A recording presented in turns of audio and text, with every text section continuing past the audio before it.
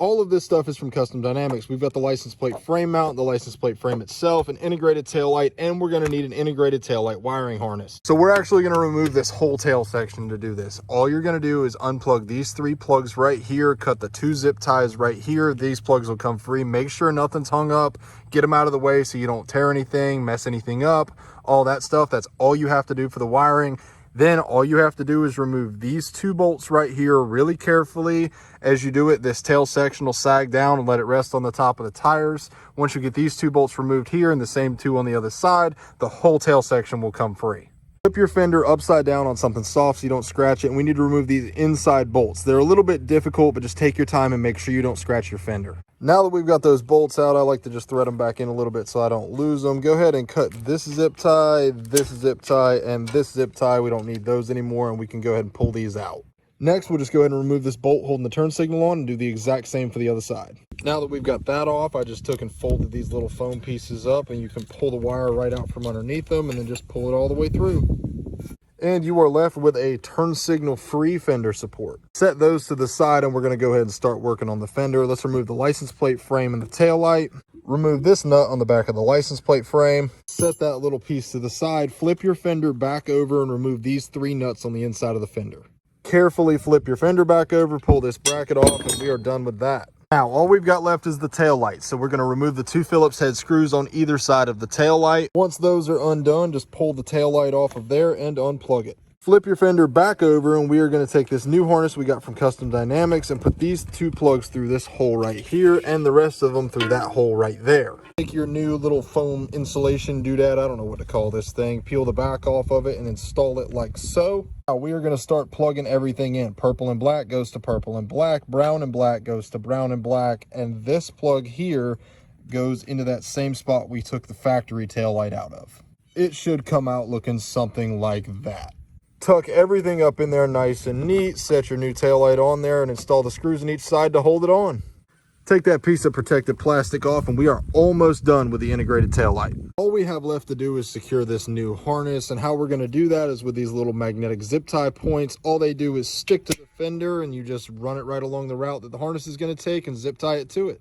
This is how I did mine. You don't have to do it exactly the way I did mine, but I wanted to run mine as close to this factory harness as possible. I actually zip tied the 2 together up here just to give it some more stability and support. But basically, I just mocked out my route with the little magnets, then went back, started from one end and zip tied it all the way up to that end, making sure that it was nice and tight and tucked up in there real good. Now that we are done with that, let's move on to the license plate bracket. All you're going to do is take this little rubber triangle, put it on there, then take and put the license plate bracket right on top of that, bolt it down with these 3 bolts nuts, just like that. Now this license plate frame has a built-in license plate light, and the wires are supposed to run through this little hole right here. The problem is my fender does not have a little hole right there. So we're just going to make one. I'm not really that worried about it because it's going to be under the license plate frame either way. So let's go ahead and drill that hole. I just used a little 1/8 inch drill bit to keep our hole nice and small. The wires on this license plate bracket are actually going to lay in this groove right here. And then you'll feed them through the back side through this little hole right here. They'll come out right here and then down through there. I'll show you what that looks like. So now we got our license plate frame on, wires running back here through this groove, through that little hole, down through this hole, and we're going to take care of it on the back side and get it all cleaned up. Before we flip the fender back over, I went ahead and put my license plate in, used the little 4 screws that they provide, got everything tightened up right there, and we're going to have to take this tail light back off so we can poke our wires back up through that so we can hook them up to the power in here. Now we got the fender flip back over. I just ran my wires underneath this little clip right here, and we're going to shove them through this hole right here until they pop out on this side with the tail light. Then you can just take and secure them to this main harness with a little zip tie or whatever you want to do to keep them up and out of the way.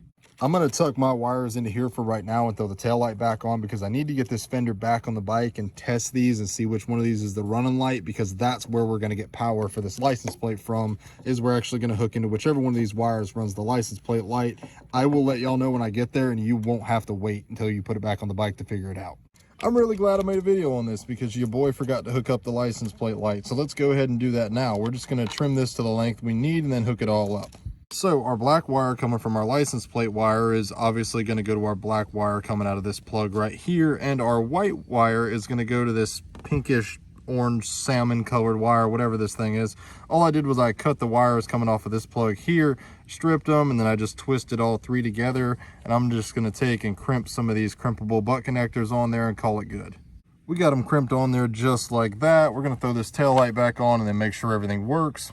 Running light works. I got my 4-ways on to test both of my turn signals, and our little license plate guy up there is working. So we are good to go and all finished up with this. So let's get this back on there and then we'll get this wrapped up. Got the fender back on. It goes back on the exact opposite of how it came off. Just let it rest on the tires, kind of pick up on the back of it, get your bolts lined up and just get them started so it holds it.